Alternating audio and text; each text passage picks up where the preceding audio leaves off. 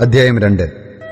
നിങ്ങളുടെ സഹോദരന്മാർക്ക് അമ്മി, അതായത് എന്റെ ജനമെന്നും നിങ്ങളുടെ സഹോദരിമാർക്ക് രൂഹമ, അതായത് കരുണ ലഭിച്ചവൾ എന്നും പേര് വിളിപ്പിൻ. വ്യവഹരിപ്പിൻ, നിങ്ങളുടെ അമ്മയോട് വ്യവഹരിപ്പിൻ. അവൾ എന്റെ ഭാര്യയല്ല, ഞാൻ അവളുടെ ഭർത്താവുമല്ല. അവൾ പരസംഗം മുഖത്തുനിന്നും വ്യഭിചാരം മുലകളുടെ നടുവിൽ നിന്നും നീക്കിക്കളയട്ടെ. അല്ലെങ്കിൽ ഞാൻ അവളെ വസ്ത്രമഴിച്ച് നഗ്നയാക്കി ജനിച്ച ദിവസത്തിലെ പോലെ നിർത്തുകയും അവളെ മരുഭൂമിയും വരണ്ട നിലവും പോലെയാക്കി ദാഹം കൊണ്ട് മരിപ്പിക്കുകയും ചെയ്യും. ഞാൻ അവളുടെ മക്കളോട് കരുണ കാണിക്കയില്ല. അവർ പരസംഗത്തിൽ ജനിച്ച മക്കളല്ലോ. അവരുടെ അമ്മ പരസംഗം ചെയ്തു, അവരെ പ്രസവിച്ചവൾ ലജ്ജ പ്രവർത്തിച്ചു. എനിക്ക് അപ്പവും വെള്ളവും ആട്ടുരോമവും ശണവും എണ്ണയും പാനീയവും തരുന്ന എന്റെ ജാരന്മാരുടെ പിന്നാലെ ഞാൻ പോകുമെന്ന് പറഞ്ഞുവല്ലോ. അതുകൊണ്ട് ഞാൻ നിന്റെ വഴിയെ മുള്ളുകൊണ്ട് വേലി കെട്ടി അടയ്ക്കും. അവൾ തന്റെ പാതകളെ കണ്ടെത്താതെ വണ്ണം ഞാൻ ഒരു മതിലുണ്ടാക്കും. അവൾ ജാരന്മാരെ പിന്തുടരും, എങ്കിലും അവരോട് ഒപ്പം എത്തുകയില്ല. അവൾ അവരെ അന്വേഷിക്കും, കണ്ടെത്തുകയില്ല താനും. അപ്പോൾ അവൾ, ഞാൻ എന്റെ ആദ്യത്തെ ഭർത്താവിന്റെ അടുക്കൽ മടങ്ങിപ്പോകും, ഇന്നത്തേക്കാൾ അന്ന് എനിക്ക് ഏറെ നന്നായിരുന്നുവല്ലോ എന്ന് പറയും. അവൾക്ക് ധാന്യവും വീഞ്ഞും എണ്ണയും നൽകിയതും ബാലിനു വേണ്ടി ഉപയോഗിച്ച് അവളുടെ വെള്ളിയും പൊന്നും വർദ്ധിപ്പിച്ചതും ഞാൻ എന്ന് അവൾ അറിഞ്ഞില്ല. അതുകൊണ്ട് തൽക്കാലത്ത്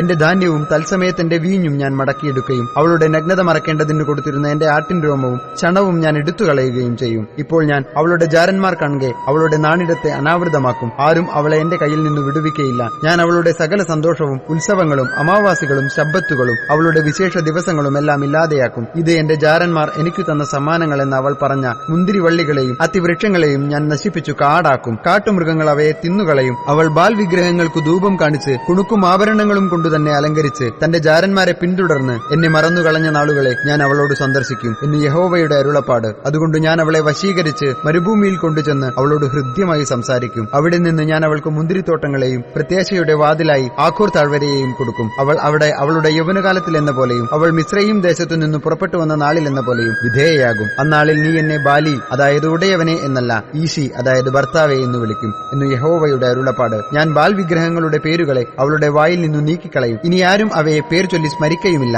അന്നാളിൽ ഞാൻ അവർക്കു വേണ്ടി കാട്ടിലെ മൃഗങ്ങളോടും ആകാശത്തിലെ പക്ഷികളോടും നിലത്തിലെ ഇഴജാതികളോടും ഒരു നിയമം ചെയ്യും. ഞാൻ വില്ലും വാളും യുദ്ധവും ഭൂമിയിൽ നിന്നു നീക്കി അവരെ നിർഭയം വസിക്കുമാറാക്കും. ഞാൻ നിന്നെ സദാകാലത്തേക്കും എനിക്ക് വിവാഹത്തിന് നിശ്ചയിക്കും. അതെ, നീതിയോടും ന്യായത്തോടും ദയയോടും കരുണയോടും കൂടെ നിന്നെ എനിക്ക് വിവാഹത്തിന് നിശ്ചയിക്കും. ഞാൻ വിശ്വസ്തയോടെ നിന്നെ എനിക്ക് വിവാഹത്തിന് നിശ്ചയിക്കും. നീ യഹോവയെ അറിയുകയും ചെയ്യും. ആ കാലത്തു ഞാൻ ഉത്തരം നൽകും എന്ന് യഹോവ അരുളി ചെയ്യുന്നു. ഞാൻ ആകാശത്തിന് ഉത്തരം നൽകും, അത് ഭൂമിക്ക് ഉത്തരം നൽകും. ഭൂമി ധാന്യത്തിനും വീഞ്ഞിനും എണ്ണയ്ക്കും ഉത്തരം നൽകും. അവ ഇസ്രായേലിനും ഉത്തരം നൽകും. ഞാൻ അതിനെ എനിക്കായി ദേശത്ത് വിതയ്ക്കും. കരുണ ലഭിക്കാത്തവളോട് ഞാൻ കരുണ കാണിക്കും. എന്റെ ജനമല്ലാത്തതിനോട് നീ എന്റെ ജനം എന്നു ഞാൻ പറയും. നീ എന്റെ ദൈവം എന്ന് അവരും പറയും.